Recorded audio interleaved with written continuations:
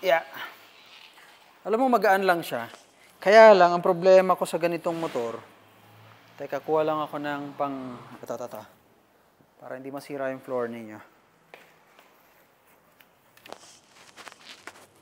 Yep, okay. Alam mo, magaan lang siya. Kaya lang, ang problema natin dito, papakita ko ha.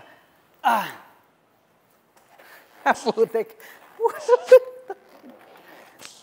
Patay tayo dyan. Kaya ko naman siyang itayo, actually. Pero dapat medyo makapal yung sapatos ko. Okay. Teka, baka matumba eh. Okay. So, guys at mga kaaro, nasa ibabaw tayo ngayon ng isang kalabaw. Sana easy. Iniisip ko eh. Okay. So, guys at mga kaaro, etong motor na to, hindi biro, no?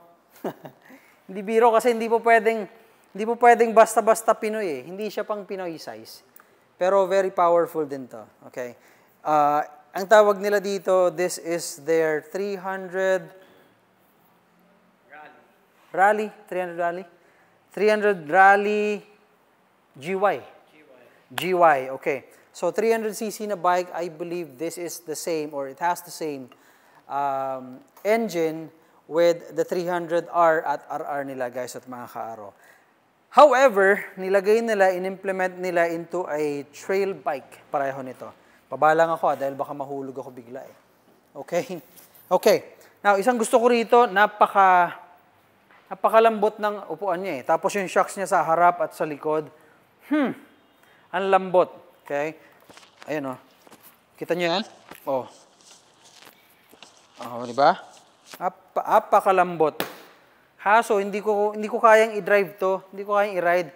Kasi pagka ako huminto nito sa EDSA, gas-gas ang nasa gilid ko for sure. Pero eto, kung ang height mo nasa mga 5'8", mga ganyan, pwede ka na. Actually, kahit mga 5'6", pwede na eh, no? 5'6" ka ba, Mark? 5'9". 5'9"? Ay, putik. Sige, sabihin natin mga 5'8", safe ka dito. Basta... 5'9", tip-toe pa rin sobra. Tip-toe pa din. So, tip-toe ka na din, ano? Tip-toe ka pala. Okay. Anyway, pakita natin sa gilid, guys, at mga kaaro. Yung pormahan naman niya talaga, pang trail riding siya, no? Kaso, 300cc kasi, so hindi naman nila pwedeng ilagay sa isang maliit na motor, just like yung mga sa Honda na 150cc. Eto, malaki kasing engine, kaya nilagay nila sa mas malaki.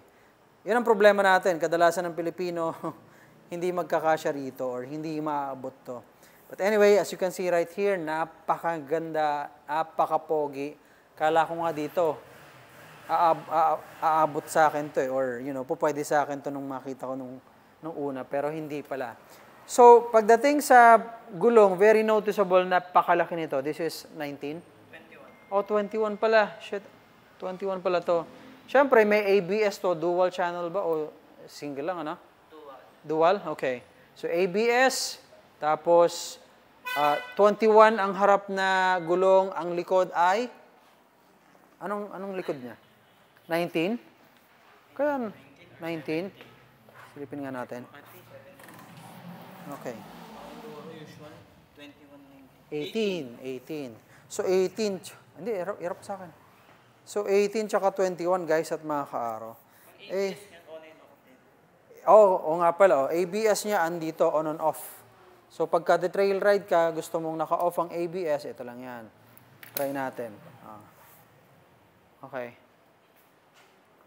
Tignan natin yung ilaw, guys, at mga kaaro. Yung itsura niya mula sa harapan. Pagka naka-on yung ilaw niya. Look.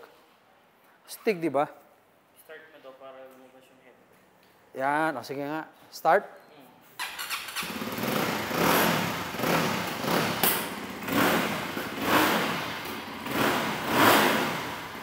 Check natin ang tunog.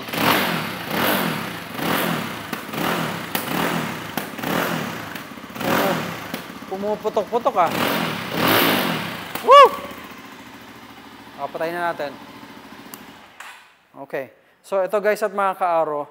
Pakita mo rito sa side na to. Ang ganda.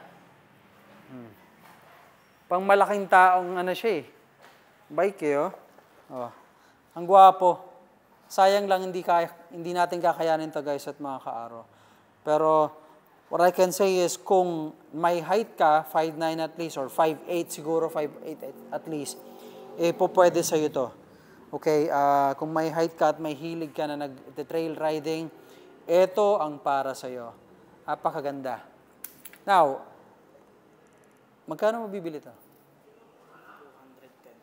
210. 210? May ano mga payment term natin dito? In-house. Okay. Anong down payment na minimum natin? Minimum down payment, 20%. 20%. Ayun guys, at mga karo, kung gusto nyo magkaroon nito, napakaganda rin nito. Kung abot ko lang to, gusto kong magkaroon ng ganito. Ang cute ng tangke niya, oh. Look at that. Okay. Well, anyway, guys, at mga karo, if you have any question about this bike, let them know. Or call them, or message them sa kanilang FB page, Vogue Philippines. Okay?